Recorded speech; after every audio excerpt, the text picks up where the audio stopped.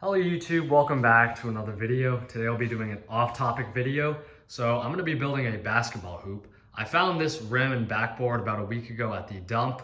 The pole that I was attached to was completely bent out of shape and then it was missing the stand, but I decided to just take off this part. I don't have a basketball hoop at this house and I really would want one, and my brother wants one too, so I'm going to go ahead and just build it.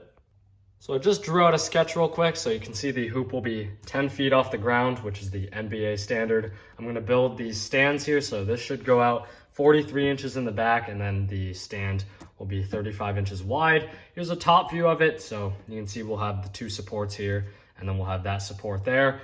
The pole that it's going to be sitting on top of is going to be a 4x4 pole, which really I'm going to just double up some 2x4s, which is how I'm going to get to the 10 feet. This should be a little bit complicated because I have to do all these angled cuts, but hopefully I've planned it out well. So let's go ahead and do that. I've made my cut list on the back here. I drew this out to minimize waste. So I'm going to start cutting based on this. So go to the home improvement retailer of your choice. I happen to be Team Orange for lumber, and pick out some straight 2x4s. It's really hard to find stuff that's not warped, but it's always beneficial to work with lumber that's straight. So unfortunately, the price of lumber has gone up in my area. I remember when 2x4s were under $3, but that's all right. I picked out some extra wood because I'm buying for multiple projects. The hoop itself only takes 6 2x4s, but I always recommend buying extra in case you mess something up. So the first cut is going to be 43.5 inches. Which is right there. Let's go ahead and line up that little mark I made with the light on this saw. Make our cut.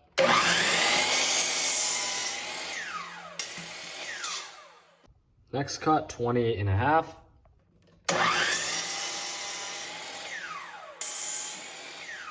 So now I'm going to make one of these pieces right here. So this is going to be a little more challenging because I have to cut angles. So the first cut I'm going to make is going to be this right here. This is going to be 30 degrees. So let's go ahead and do that.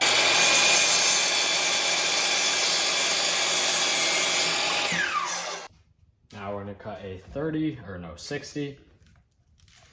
So at this point, I made a bit of a mistake. It's a little embarrassing, but I was looking at the wrong side of the miter saw and I thought that it didn't cut 60-degree angles. So I went ahead and redesigned the whole thing at this point. And then I came back and realized that the 60-degree mark was on the other side. So that's pretty embarrassing, but let's carry on. 60-degree cut.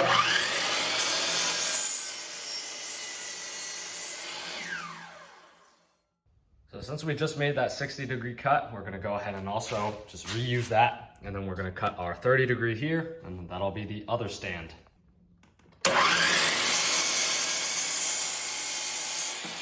So here's what we have so far. You can see we have the base, and then we have these two supports here. Of course, right now it's not perfectly lined up, but once you have something in the middle, it'll be nice. So now it's time to cut the back part here. So this support piece in the back is going to be 56 and 9/16 approximately. It's a 45-45 triangle actually. So if you paid attention in geometry, you know that since this side over here is going to be 40, because 43.5 minus 3.5 is going to be 40. Rad 2 times that is going to be about 56.5, something higher than that. So this is a pretty close fraction. So we're going to go ahead and cut this. And again, that's the outer dimension. Going to go ahead and make our 45 cut. So now that I've cut my first 45, I've measured 56 and 9/16 from that. Of course, we gotta get the canes. But yeah, make the cut. So here's what we have now. You can see we have our base, nothing screwed together yet. And then this is the piece we just cut. And obviously we're all dry running this right now, but this basically fits exactly how it is. So now it's time to start making the pole, which should be pretty easy. So here's what I have. You can see I just have a bunch of 2x4s, and then at the end I have a 2-foot section, and I'm staggering the joints. Should be pretty strong. I'll just take the deck screws and just go in every so often, and then that's going to be 10-foot pole. Should be pretty strong, but pretty heavy. So I'm actually going to use a little clamp over here just to keep things together while I screw that in. So first I'm going to pre-drill just to avoid any sort of issues. So then we'll put our 3-inch deck screw in, drive it in.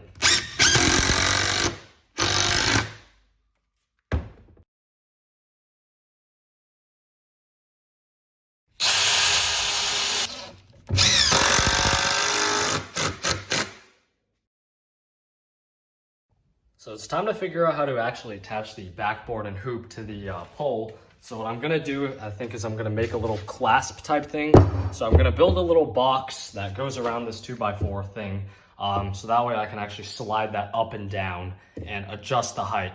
Of course, I'm gonna screw that in at different fixed positions, but that way, since I'm making basically just a box that goes around this, I can just unscrew that and then move that up and down as I want. So here's what we have, and then I'll just mount this to that 2x4, and then this should slide onto that pole.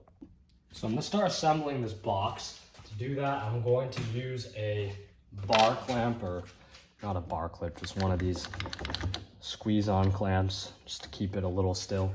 And then I'm gonna pre-drill, like usual.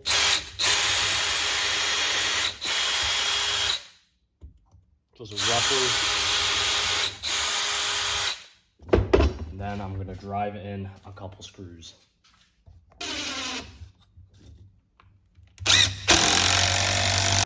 I'm also gonna start drilling pocket holes in my 28.5 pieces to assemble the base.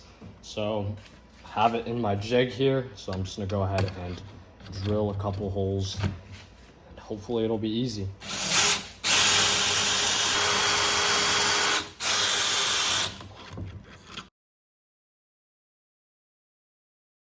So now I'm gonna start putting together the base. So I'm using these deck screws once again.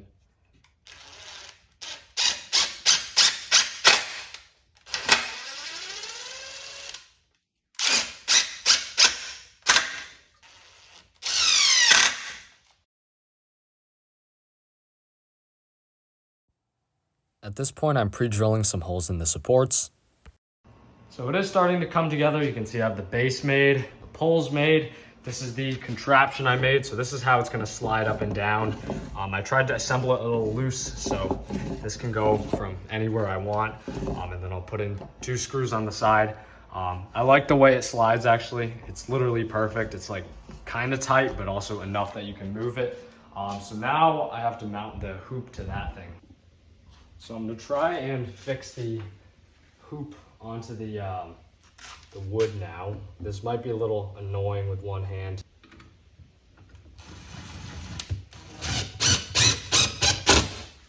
Just drove in like 4 more deck screws, and that's pretty secure. So we have this done.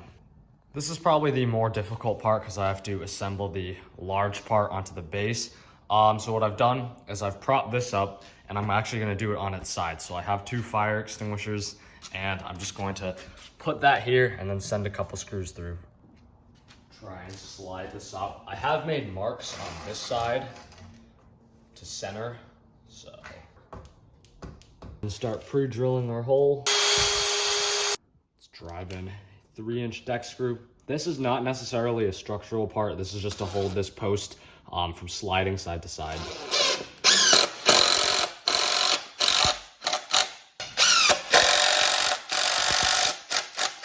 Now I'm gonna go ahead and put on this 45 right here, and I've already pre-drilled some holes, so we're just gonna send in a couple screws.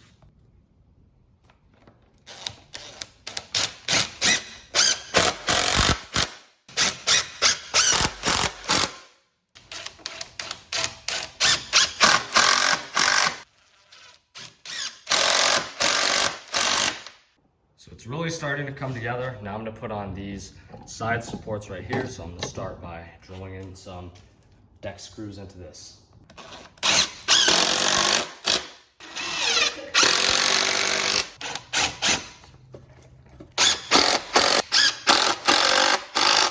Now we'll go ahead and do the other side.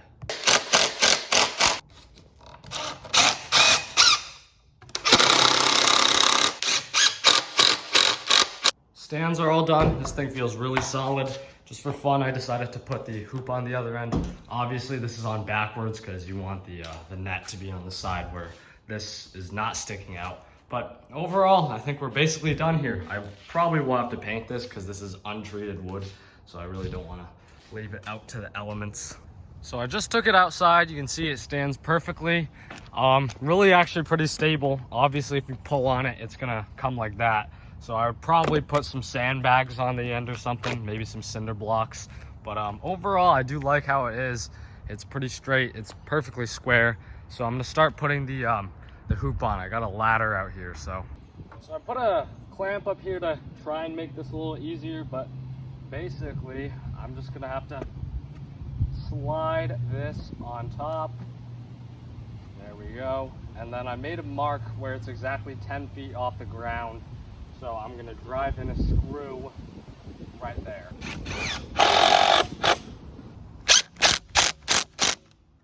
And there it is, all done.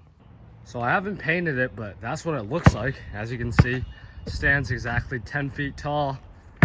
Really nice looking stand, although I do have to paint it, like I said, because after a little bit outside, it's probably gonna get musty, but I mean, it does what it's supposed to do, so I'm happy with this job. Like I said, probably want sandbags, cinder blocks or something on the stand, but it is pretty stable. I mean, it doesn't really move that much. So I just put it down on its side, so now I'm gonna start painting it with some exterior paint. This was just some leftover exterior white paint from a different project, so I decided to put it to use here. So I just covered basically everything, especially the top. I just don't want this to get too damaged in the weather. So you can see this project is officially done. You can see it's all painted. It should hold up pretty decent against the rain and whatnot. Like I said, I gotta weigh it down.